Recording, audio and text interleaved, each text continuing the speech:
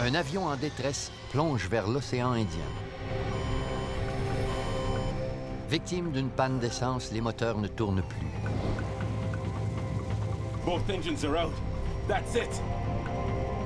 Le commandant tente l'impossible.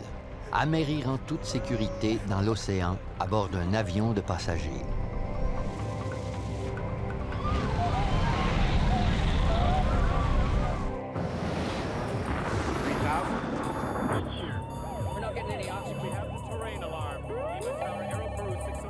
We are in an emergency.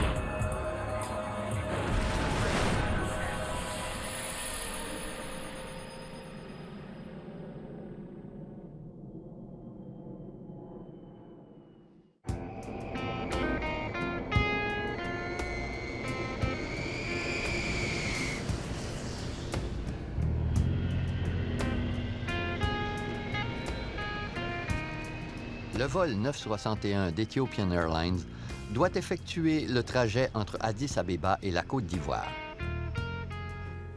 Lul Abate est le commandant de bord. Fuel tank quantity left. À 42 ans, il est l'un des pilotes les plus chevronnés de la compagnie. Center tank is 0. Il a déjà effectué plus de 11 000 heures de vol. Kilograms.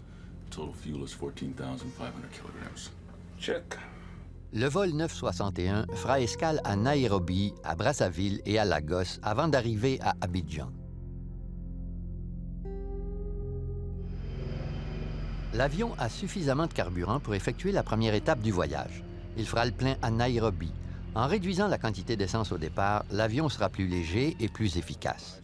La journée de travail du commandant Abate et de son copilote Jonas Mikoria se terminera après l'atterrissage en Côte d'Ivoire dans environ 12 heures. All clear. Il faisait très beau et il n'y avait pas un nuage. Tout allait bien. Il n'y a pas que des Éthiopiens à bord de l'avion. On y retrouve aussi des vacanciers et des gens d'affaires d'autres pays.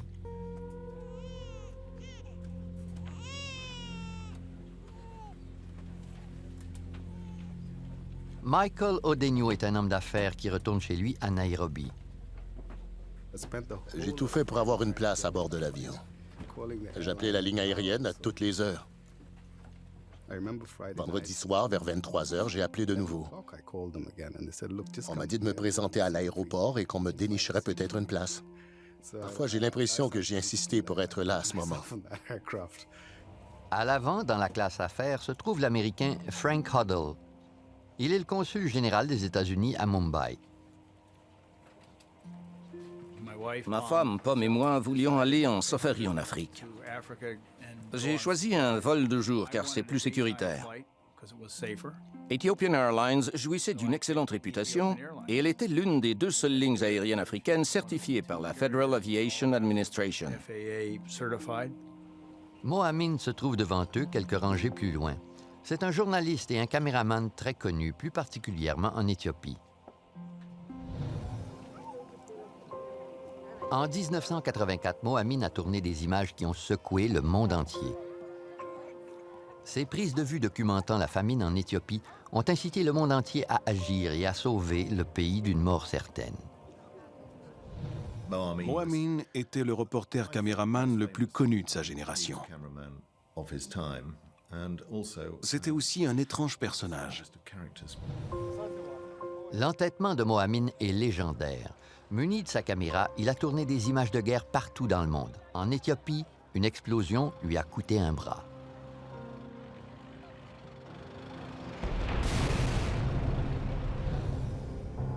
Aujourd'hui, Mohamed retourne chez lui à Nairobi après un court voyage d'affaires. Le vol 961 transporte au total 175 personnes.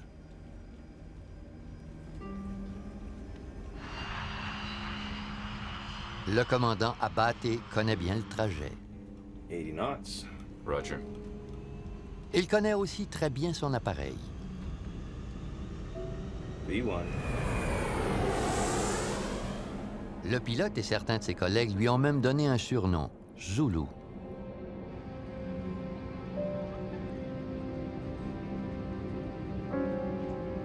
L'avion s'élève. 3 jeunes Éthiopiens s'installent confortablement. Ils sont tous âgés dans la vingtaine et ont chacun un billet pour Nairobi. Mais ils ne comptent pas s'y rendre.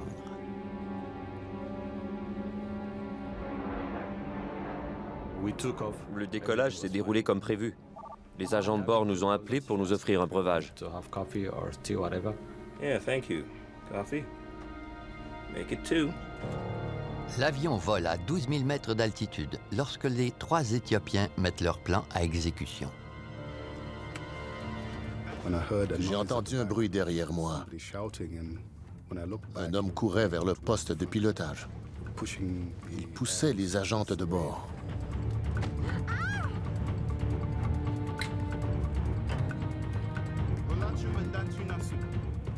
Deux hommes se sont précipités vers le poste de pilotage en criant. L'autre les suivait tranquillement. Je savais qu'il s'agissait d'un détournement, tout était planifié. On n'a rien dit. On ne savait pas ce qui se passait. Personne n'a réagi. J'ai entendu un bruit, puis quelqu'un est entré en coup de vent dans le poste de pilotage. 3 hommes se précipitent dans le poste de pilotage et s'emparent d'une hache d'incendie et d'un extincteur. Get out! Get out! Tout était confus. On avait l'impression qu'ils attaquaient les pilotes. 3 hommes criaient. Ils ont frappé le copilote et lui ont ordonné de quitter son siège. There's 11 of us. If you don't do what we say, we'll blow this plane out of the sky. Je leur ai dit de ne pas le blesser et que j'allais obéir à leurs ordres. Les passagers à l'avant de l'appareil s'inquiètent, mais ne saisissent pas la situation. Le commandant Lou Labaté doit affronter les pirates de l'air seul. Contrairement à d'autres pilotes, il a déjà vécu 2 détournements d'avion.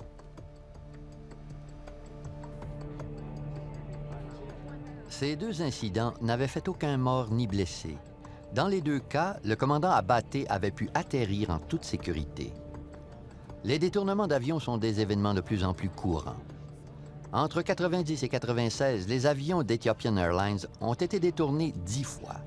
Mais cette fois-ci, les pirates de l'air ont des exigences plus bizarres. Fly to Australia. What? Fly us to Australia. We don't have enough fuel to get to Australia. It's too far. We can go to Nairobi, or Zanzibar, or Dar es Salaam, and then refuel, and then go to Australia. L'appareil a suffisamment d'essence pour effectuer un vol de 3h30, mais les pirates de l'air l'ignorent. Le magazine de bord indique la durée de vol maximale d'un Boeing 767. 11 hours. It won't take more than 10 hours to get to Australia. We don't have 10 hours of fuel. It says 11 hours. We don't carry that much fuel. We only carry what we need. Ils étaient convaincus que l'appareil contenait assez d'essence pour se rendre en Australie. Abaté et secoué, personne d'autre à bord ne sait ce qu'exigent les pirates de l'air. S'il obéit à leurs ordres, l'avion plongera dans l'océan. S'il désobéit, ils le feront exploser.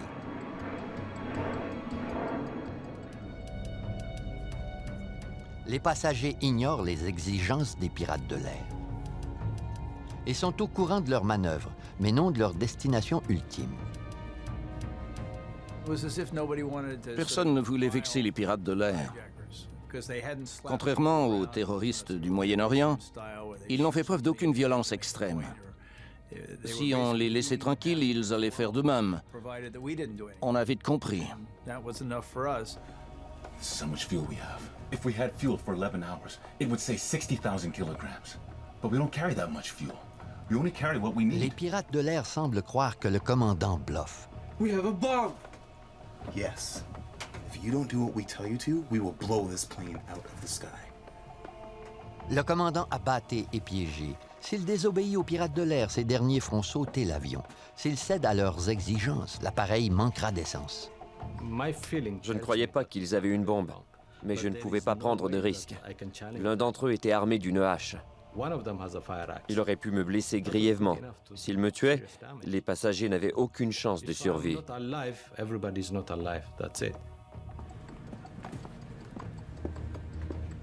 I want to talk to the passengers. Une demi-heure plus tard, les pirates de l'air nous ont annoncé qu'ils avaient détourné l'avion et que si quelqu'un osait les provoquer, ils allaient faire exploser l'appareil. Les pirates de l'air font cette annonce en amharique, en français et en anglais. Selon les règlements de la compagnie, on devait suivre les ordres des pirates de l'air. Ceci précédait les attaques terroristes du 11 septembre. On ne devait jamais tenter d'affronter les terroristes dans les airs. Les pilotes étaient là pour piloter l'avion, mais pas pour se battre. Notre réaction comme passagers était typique. On ne voulait pas faire de vagues. On les a laissés discuter entre eux en espérant que l'on puisse atterrir sain et sauf. Certains passagers croyaient qu'on allait atterrir au Soudan et qu'on négocierait avec les pirates de l'air et qu'ils nous libéreraient. Sinon, on ira ailleurs. Personne ne savait vraiment ce qui se passait. Clint Van Zandt a travaillé pendant des années au sein du FBI comme négociateur en situation de crise ou de prise d'otage. Il s'agissait d'une situation particulière, car le commandant de bord avait déjà vécu 2 détournements et avait maîtrisé la situation avec succès.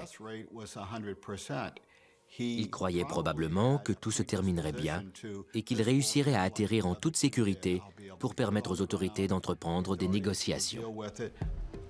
Mais le commandant Abaté sait que la situation est très différente. La destination choisie par les pirates de l'air est l'Australie et non un pays de l'Afrique. Il sait que cette fois-ci, il risque d'être précipité dans l'océan. Il décide de demander de l'aide. I have to call air traffic control. Why? Because they will be asking why we are changing direction. Tell them you've been hijacked. And tell them where we are going. Le commandant Abaté explique la situation au contrôle aérien de Nairobi. ATH Nairobi Center. Confirm you are going to land Australia. Gentlemen, we can't make Australia. We only have 2 hours of fuel. We can't make it Australia. We will make a water landing. ATH 961. Confirm you can't divert to Mombasa. They refuse to land anywhere other than Australia, so we have no choice. Except when we finish our fuel, we will land on water. But with 2 hours of fuel, you can't make Australia. Why don't you land Mombasa? Okay, just a minute. Le commandant Abaté branche le contrôle aérien au haut-parleur du poste de pilotage. Okay, I just wanted our hijackers to hear what you are communicating. Okay. And if you have anything to say, go ahead and tell them. Okay. I am advising you that with 2 hours of fuel, you will be unable to reach your destination.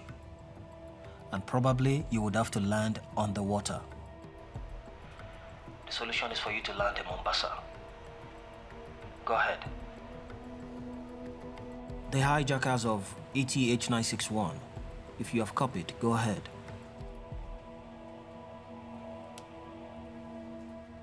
Waiting to talk, stand by. Do you want to talk to them? Okay, they say they don't want to talk. They're not willing to negotiate on any terms. Confirm they are ready to land in the ocean and drown. Do you have another alternate aerodrome? Please advise. I have no alternate aerodrome. Sir, I'm in a very tight corner. Enough talk. We will not negotiate. That's bullshit. That's bullshit. Ils m'ont dit que si je n'obéissais pas, ils allaient faire sauter l'avion. Je n'avais pas le choix. Ethiopian 961, Nairobi Control, do you read? C'est à ce moment-ci que prend fin toute communication entre l'appareil et le contrôle aérien. 1 heure s'est écoulée. Personne ne se doute de l'ampleur du drame. Cependant, le reste de l'équipage et les passagers semblent soucieux. Nous allions vers le sud. Tout le monde était calme, mais on ressentait tout de même une certaine agitation dans l'air. Chacun était perdu dans ses pensées. Puisqu'il ne reste que suffisamment d'essence pour effectuer 2 heures de vol, le commandant Abaté défie les pirates de l'air. Il poursuit sa trajectoire vers le sud plutôt que de se diriger vers l'Australie. J'ai suivi la côte africaine. Si jamais quelque chose se produisait, je pourrais faire un détour et tenter d'atterrir dans un aéroport, puisque la plupart des villes se trouvent sur la côte. Mais le pirate de l'air se rend vite compte de son manège. I still see land. Turn the plane. Le commandant Abaté n'a plus le choix. Il tourne donc vers l'est et se retrouve au-dessus de l'océan. Dans moins de 2 heures, il ne restera plus d'essence. L'océan s'étend sous l'appareil. Le pilote élabore déjà un nouveau plan.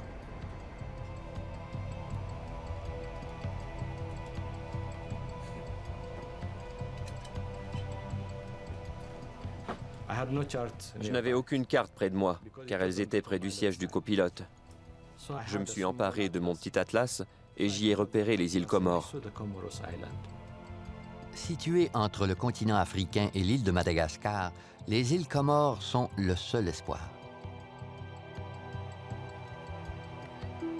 Il s'agit d'un centre de villégiature paisible dans l'océan Indien. Je ne connaissais pas l'endroit. Lorsque j'ai vu les îles Comores dans l'Atlas, j'ai décidé de m'y rendre. J'ai pris le risque. Les îles Comores sont le dernier endroit où l'appareil pourra atterrir de façon sûre. Nous sommes restés assis pendant des heures. J'essayais de lire le journal, mais j'en étais incapable. Je me demandais si on avait suffisamment d'essence. Une alarme retentit soudainement. Elle signale qu'il ne reste suffisamment d'essence que pour un vol d'une demi-heure. I need to tell the passengers. There's no need. You know what I'm going to tell them? It's out of my control. The aircraft is going to crash. You wanna die? We're going to die anyway. So, shall we kill you? No more talking.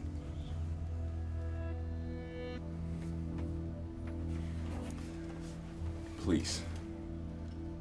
At least let us attempt a controlled landing. It's finished. We will die together. Envisageant la panne d'essence, le commandant Abaté tente une dernière manœuvre. Je survolais les îles, sachant que les réservoirs étaient presque vides. Je ne voulais pas aller plus loin, et je me suis mis à faire plusieurs passages au-dessus de celle-ci. Mais comment convaincre les pirates de l'air de le laisser atterrir? Il lui faut une solution le plus vite possible, sinon l'appareil s'enfoncera dans l'océan.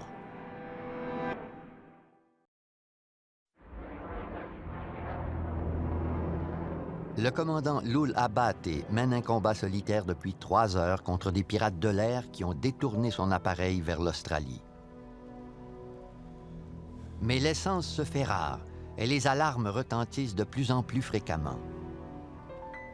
Le petit aéroport des îles Comores est à quelques kilomètres de là, mais les pirates de l'air refusent d'y laisser atterrir l'avion. La vie des 175 passagers et membres de l'équipage est en jeu. Ils buvaient du whisky. Ils m'en ont offert, mais j'ai refusé.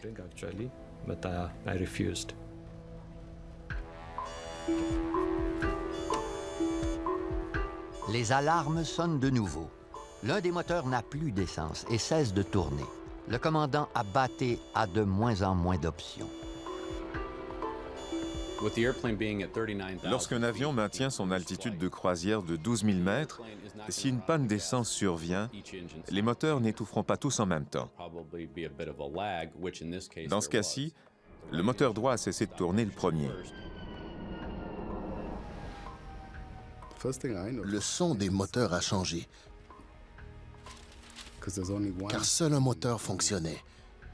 Le bruit était beaucoup plus sourd. Le commandant Abaté suit les procédures normales en cas d'urgence. Il démarre le GAP, ou le groupe auxiliaire de puissance. Cette turbine compense la perte de moteur en fournissant l'énergie nécessaire à certains appareils à bord de l'avion. La plupart des passagers ne réalisent pas ce qui se produit, mais le commandant sait que le danger les guette. Le moteur a calé à 12 000 mètres d'altitude. Je ne pouvais plus maintenir cette altitude. L'avion ralentit immédiatement et la portance des ailes diminue. Le commandant Abaté doit descendre où l'air est plus dense, ce qui permettra aux ailes d'assurer la portance nécessaire pour stabiliser l'appareil. Malgré la perte d'altitude et un moteur en moins, l'avion peut encore atteindre les îles Comores. Le petit aéroport se trouve à Moroni, la capitale. Le commandant pourrait y atterrir s'il réussit à convaincre les pirates de l'air. It's gone down 1,000. When the engine stops, it descends. It will descend whether you like it or not. Seul dans le poste de pilotage, le commandant prend un risque. L'île est à proximité et le niveau d'essence diminue de plus en plus. Il explique la situation aux passagers. Ladies and gentlemen, this is your pilot. We have run out of fuel, and we are losing an engine at this time. We're going to make a crash landing. Lorsque le pilote nous a annoncé la mauvaise nouvelle, c'est à ce moment que nous avons enfin compris que nous risquions de mourir. Le commandant Abaté lance aussi un appel de détresse. We have already lost one of the engines. Il veut que les passagers maîtrisent les pirates de l'air pour lui permettre d'atterrir. I ask all passengers to react to the hijackers. Thank you. Abaté sait qu'il a pris un énorme risque. J'espérais que les passagers réagissent. Je me consacrais à ma tâche, qui était de maîtriser l'appareil. Pendant que le commandant Abaté attend leur réaction, les passagers sont de plus en plus perplexes. Il nous a demandé de réagir aux pirates de l'air. C'était une drôle de façon de dire les choses. Personne n'a réagi et je crois que c'est parce que sa phrase n'était pas claire. Ce n'est pas comme ça que l'on demanderait normalement à quelqu'un d'affronter un ennemi. Mais il essayait de nous transmettre un message sans les alerter. Un des passagers a compris.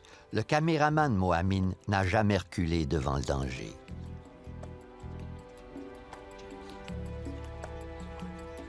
Il se dirige vers la classe économique à l'arrière de l'avion. Mohamin avait passé une vingtaine d'années dans des zones de guerre. On l'a battu, tenté de l'abattre et mis en prison. C'était un homme très courageux et agressif. Il pouvait convaincre n'importe qui de lui obéir. Il a fait semblant de se rendre aux toilettes, puis il a rebroussé chemin pour s'adresser aux passagers assis, 3 ou 4 rangées devant moi. Il voulait que l'on affronte les pirates de l'air.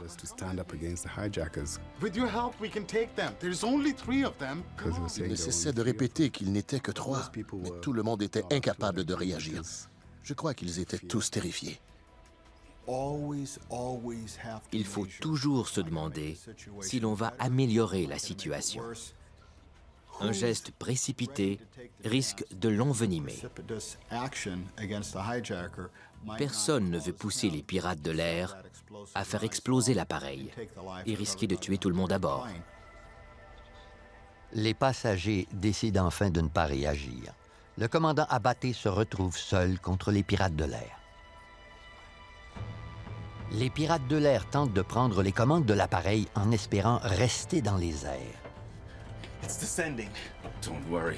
I'm not the one who's doing that. Par mégarde, un des pirates de l'air désactive le pilote automatique et l'avion dévie brusquement.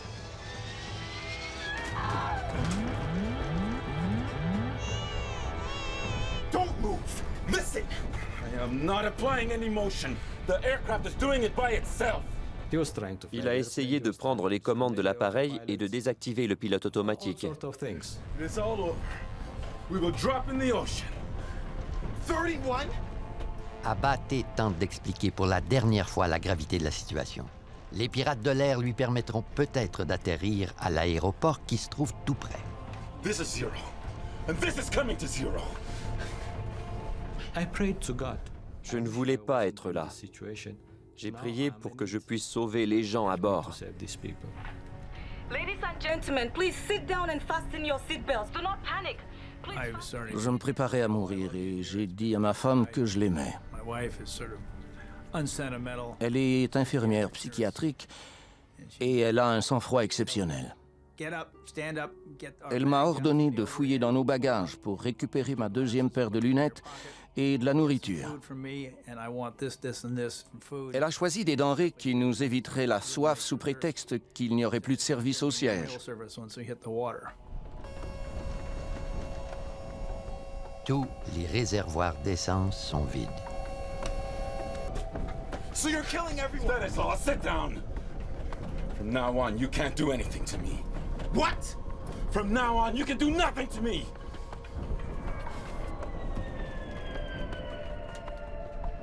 The other engine stopped.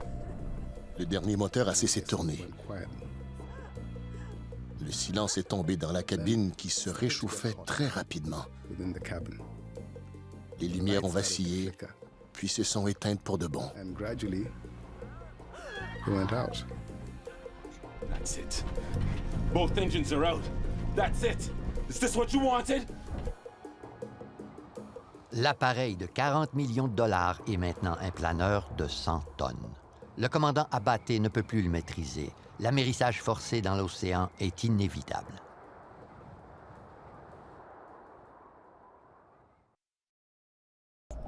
Both engines are out. That's it. Is this what you wanted? Près de 4 heures après le décollage, le vol 961 d'Ethiopian Airlines tombe en panne d'essence. Des pirates de l'air ont détourné l'appareil et obligé le commandant à se diriger au-dessus de l'océan. Les moteurs cessent de tourner et l'effet se fait sentir dans tout l'appareil. Non seulement maintiennent-ils l'appareil en vol, ils fournissent aussi l'énergie nécessaire à la plupart des systèmes hydrauliques et électriques. Sans les moteurs, les ordinateurs, le pilote automatique et plusieurs autres systèmes cessent de fonctionner. Mais même si les moteurs ne tournent plus, le pilote peut maîtriser une partie de l'appareil à l'aide d'un système auxiliaire. L'aéropompe s'actionne lorsque tous les autres systèmes ne fonctionnent plus. Une trappe libère l'aéropompe. L'air fait tourner l'hélice et fournit suffisamment d'énergie pour certaines commandes de vol, dont l'anémomètre.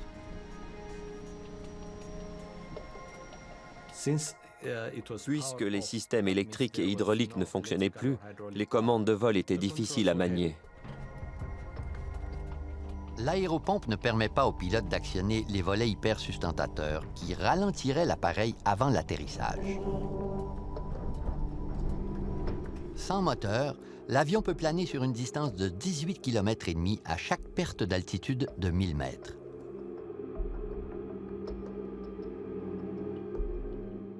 À 6400 mètres d'altitude, l'avion peut parcourir près de 120 km avant de s'écraser.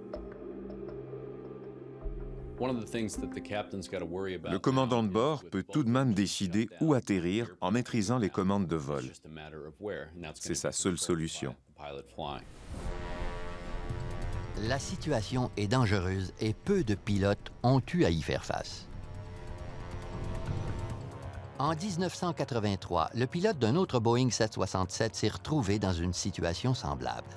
Le vol 143 d'Air Canada est tombé en panne d'essence et a atterri sur une base aérienne désaffectée. Les dégâts étaient minimes. Selon les circonstances, il est possible d'effectuer un atterrissage forcé en toute sécurité malgré une panne d'essence. Le commandant Abaté souhaite atterrir à l'aéroport des îles Comores, mais en résistant aux pirates de l'air, il a peine à s'orienter et perd l'aéroport de vue. Je me trouvais près de l'aéroport. Je pouvais le voir, mais en luttant contre les pirates de l'air, je l'ai perdu de vue. Je ne pouvais plus m'orienter. Le commandant cherche l'aéroport pendant quelques secondes et l'appareil descend dangereusement. Il ne sait plus s'il pourra se rendre à l'aéroport. L'amérissage forcé dans l'océan est maintenant la seule solution. Le pilote savait qu'il devait amérir, mais il ne savait pas comment le faire sans ses moteurs. Il n'avait jamais reçu la formation nécessaire. L'amérissage dans l'océan est encore plus dangereux qu'un atterrissage sur la terre ferme. Lorsqu'on atterrit d'urgence sur la terre ferme, l'avion glisse sur la surface. Par contre, il est incapable de glisser sur l'eau. Il touche l'eau, puis s'enfonce. Lorsque cela se produit, l'avion s'immobilise immédiatement. Pour amérir en toute sécurité, le commandant Abaté doit affronter des défis de taille. Les avions comme le DC-9 sont plats. Ils effleurent donc l'eau et ralentissent graduellement. Mais les moteurs du Boeing 767 sont sous le fuselage. Ils ramasseront donc l'eau pendant que l'appareil poursuivra sa trajectoire. La force de l'impact détruira l'avion. J'avais très chaud et je transpirais abondamment. L'air climatisé était en panne. Les passagers se sont mis à crier et à paniquer. Ils cherchaient des gilets de sauvetage et imploraient Jésus et Allah. Certaines femmes ont demandé aux hommes de supplier les pirates de l'air. Elles ne réalisaient pas qu'il était déjà trop tard, qu'il n'y avait plus d'essence. Dans de telles situations, il ne reste que l'espoir.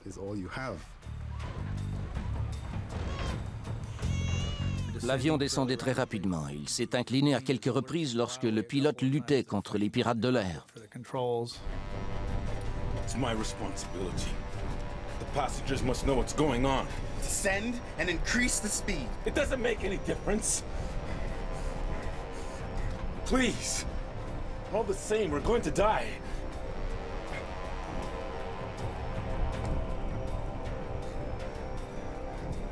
Please maintain calm. Prepare for an emergency landing. Put on your life jackets, but do not inflate them. Certains passagers n'entendent pas les instructions du commandant ou les ignorent tout simplement. Ils gonflent leur gilet de sauvetage.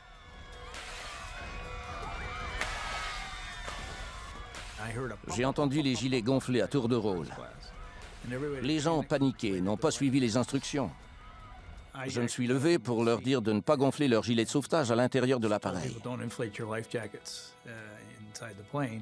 Entre-temps, Mohamed tente de négocier avec les pirates de l'air pour une dernière fois.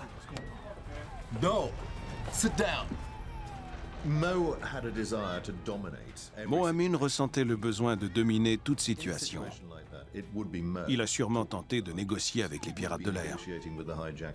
Il a probablement incité les autres passagers à les affronter. Mais les pirates de l'air font fi de Mohamed. Ils veulent que l'avion s'écrase. Pour la première fois, le commandant Abaté obtient enfin de l'aide.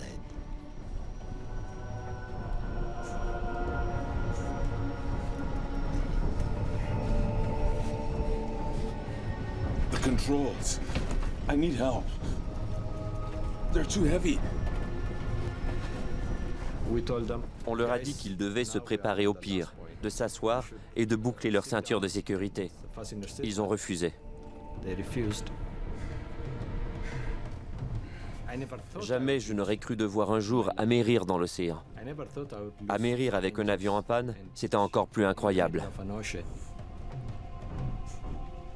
Je ne m'attendais pas à vivre une telle situation. Je me souviens d'avoir regardé par la fenêtre juste avant l'impact. Je voyais l'océan. Puis je me suis penché pour prendre la position de protection. Toutes sortes d'idées me traversaient l'esprit. Ma famille est chrétienne, j'ai prié. J'espère aller au ciel si ça existait.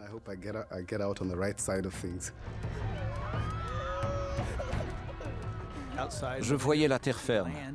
On a tous réalisé que nous étions près de la terre ferme, mais que nous allions amérir.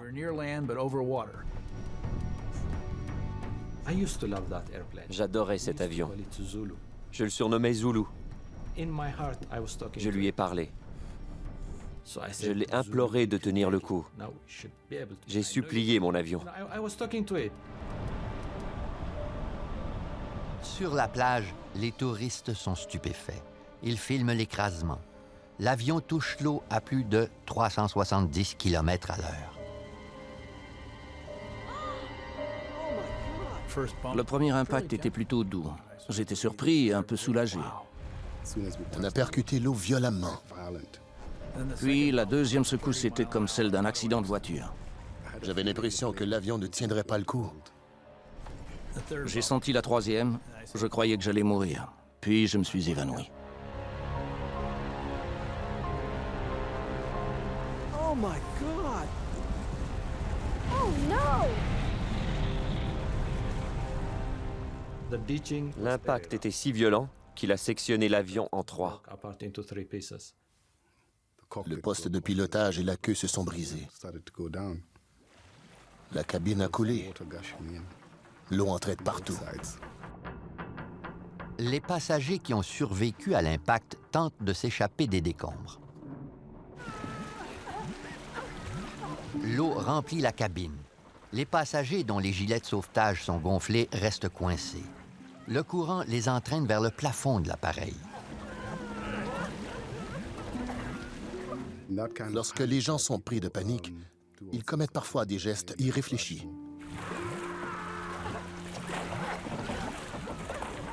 Les gilets de sauvetage empêchent les gens de nager sous l'eau. Plusieurs passagers restent coincés dans la cabine.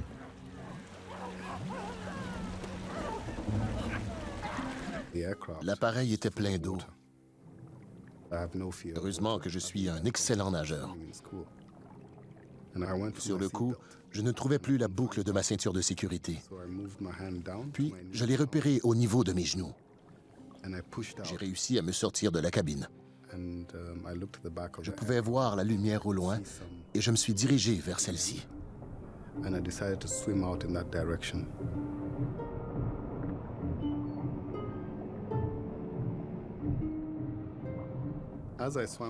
En nageant, les autres passagers saisissaient mes jambes.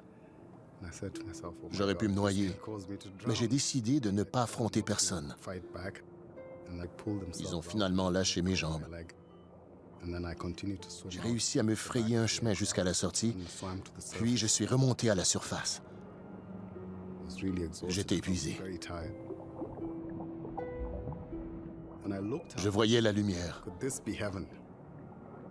Je me demandais si j'étais au ciel.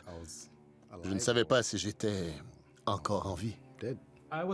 J'ai voulu dire au copilote de sortir de là, mais il n'y était plus. J'ai décidé de m'échapper. Lorsque j'ai repris conscience, je flottais à la surface. J'ai réalisé que j'avais survécu. J'ai cherché ma femme qui était assise à ma droite. Je ne la voyais pas. Mais heureusement, elle était à ma gauche. Elle s'était frayé un chemin de l'autre côté. On flottait dans l'eau et on pouvait voir une falaise. Il s'agissait peut-être d'une île tropicale. On se serait cru dans un film. J'étais entouré de gilets de sauvetage, de débris et de sièges éventrés. Des corps flottaient un peu partout.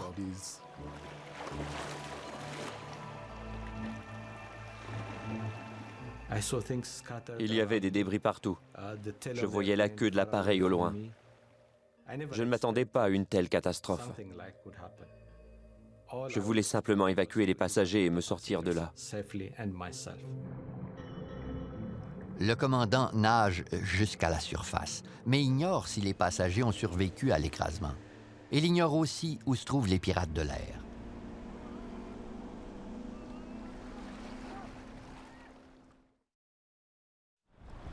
Après avoir lutté contre les pirates de l'air pendant près de 4 heures, le commandant Loul Abaté doit effectuer un amérissage forcé dans l'océan Indien, près des îles Comores. L'impact détruit l'avion. Oh my God! Mais son expertise a peut-être sauvé la vie de plusieurs personnes à bord. Le commandant Abaté a améri près de la côte. Même si l'appareil est détruit, il ne sombre pas. Grâce à la décision du pilote, les survivants peuvent donc nager vers la rive. Heureusement, l'eau était peu profonde. Les gens ont pu s'échapper. Les résidents et les touristes accourent vers l'épave. Un groupe de plongeurs que l'avion a presque heurté repêche les survivants. Par chance, des médecins français sont au centre de villégiature et viennent en aide aux blessés. 50 des 175 personnes à bord survivent à la catastrophe. Sans la présence d'esprit du pilote, plusieurs d'entre elles auraient péri. Le commandant Abaté a dû amérir sans moteur ni volet hypersustentateur. Son avion a percuté l'eau à 370 km/h, 2 fois la vitesse d'un atterrissage normal. Lorsque le commandant a pris la décision d'amérir, la meilleure option était de rester le plus près possible de la côte. Le commandant Abaté a amorti l'impact en tournant l'avion et en amérissant de côté plutôt que d'affronter les vagues de plein fouet. Mais dès que l'avion a percuté l'eau, le pilote n'y pouvait plus rien. C'est l'aile gauche de l'appareil qui a percuté l'eau. L'énorme moteur du Boeing 767 s'est enfoncé dans l'eau et a fait tournoyer l'appareil. L'avion a exécuté un tonneau.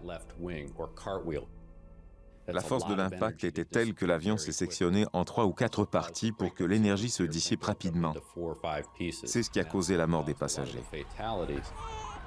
La confusion a aussi contribué à la catastrophe. Pris de panique, plusieurs passagers ont gonflé leur gilet de sauvetage en plein vol. Les gilets de sauvetage permettent aux gens de flotter en les propulsant vers la surface. Puisque leur gilet était déjà gonflé, ils n'ont pu quitter leur siège. Certains des passagers étaient coincés dans leur siège. Ils sont morts noyés.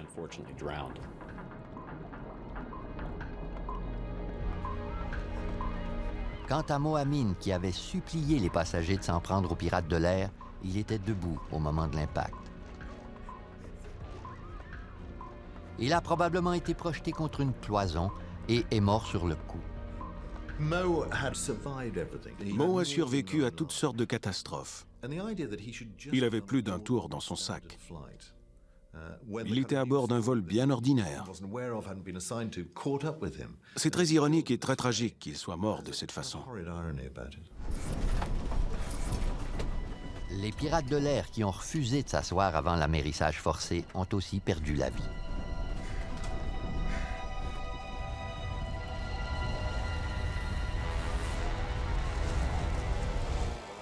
Dans les jours qui suivent, on éclaircit les circonstances de l'accident. Les pirates de l'air prétendaient qu'ils étaient 11. L'enquête confirme qu'ils n'étaient que 3. Mais qui étaient ces hommes et quel était leur objectif? Ils avaient été emprisonnés et torturés par le gouvernement.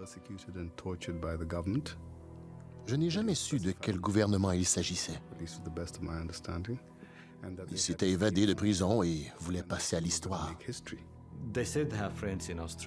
Ils disaient vouloir retrouver leurs amis en Australie, puis se diriger vers un autre pays pour obtenir le statut de réfugié et entamer une nouvelle vie.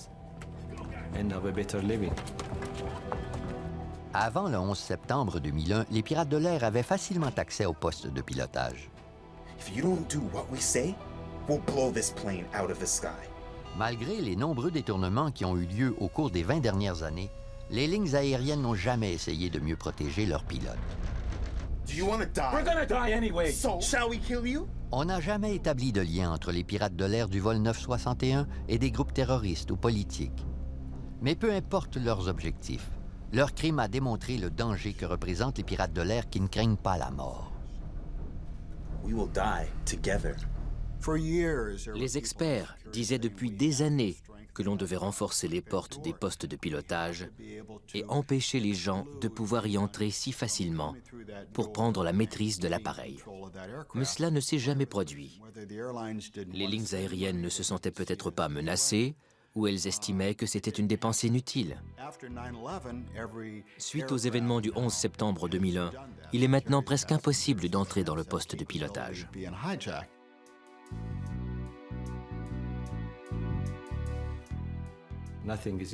Rien n'est impossible. Tout peut arriver, même si les risques sont minimes.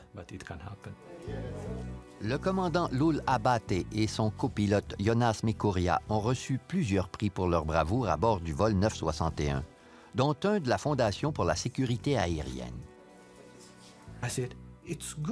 Je suis content d'être encore en vie. et qu'on reconnaisse ce que j'ai vécu. Malgré cette dure épreuve, les deux hommes travaillent encore chez Ethiopian Airlines.